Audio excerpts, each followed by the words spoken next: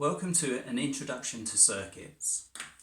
For these videos I'm going to be using BrightSparks for Kids resources, and as you can see they've been nicely packed into a grapnels tray ready for us to use. Now first of all we're going to do a very simple series circuit. So first of all here we have a cell and a cell holder.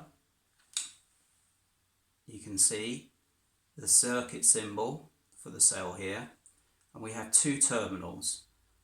Red terminal here, positive, and a black terminal here as negative. This is a C-type battery and it puts out 1.5 volts.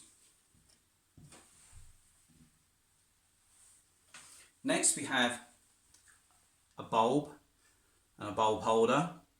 We have two terminals here.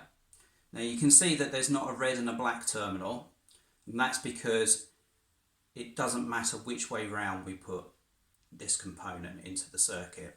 Also, we can see the circuit symbol for the bulb up here.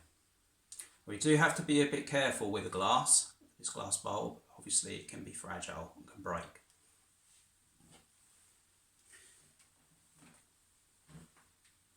Next we've got some leads. So we've got some red leads and some black leads. They're both identical. They're made exactly the same. These are 4mm plug socket leads. But what we're going to do, we're going to try and follow the terminals as much as we can to keep it as conventional current would show.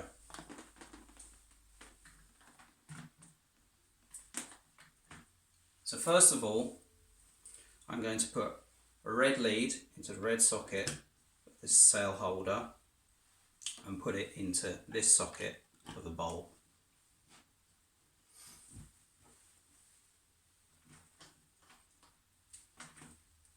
Next I'm going to use a black lead, and that's going to go into the negative terminal of the cell holder, and that's going to go into this terminal of the bulb. So we have completed a circuit. You might just be able to see that this bulb is glowing. It's very, very dim. But we have completed a simple series circuit. Now, conventional current is that from the positive terminal of the cell, current travels round to this terminal, through the bulb, and then out back through this lead back to the negative terminal of the battery or cell.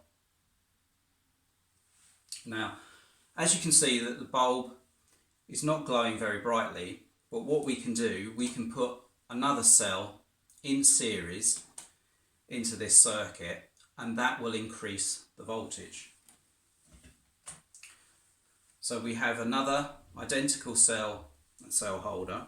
So what I'm going to do, I'm going to take the lead from the negative terminal of the battery holder,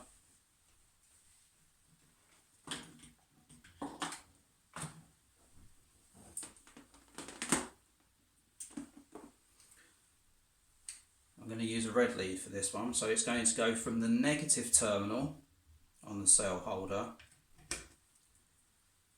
from this negative terminal to this positive terminal on this cell holder. Now, we need to make sure that we have positive terminal going out into the circuit from this direction with this lead. We need to make sure that we have a negative lead coming back to this negative terminal so that we have a complete circuit. Now, as you can see, hopefully, the bulb is lighting and is much brighter. So, because the bulbs are in series, this one is 1.5 volts, and so we have another 1.5 volts. As they're in series, they add to one another. So in theory, we have 3 volts now powering this circuit. We can also add a switch. So here we can see the symbol for the switch. And once again, you can see that the terminals aren't coloured red or black. So again, it really doesn't matter which way round in the circuit we put this. Now we're going to put this in series 2. So what I'm going to do, I'm going to take this lead for the bulb and I'm going to put it into this terminal of the switch. We use another black lead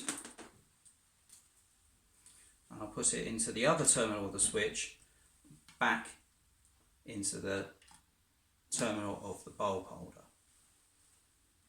Now, hopefully you can see that the bulb isn't lighting. So this means that the switch is open. Now if I flick the switch, close the switch, this will close the circuit and complete the circuit. You should be able to see that the bulb is now working. So again, now that the switch is closed, we have a complete circuit. And this is a very, very simple series circuit.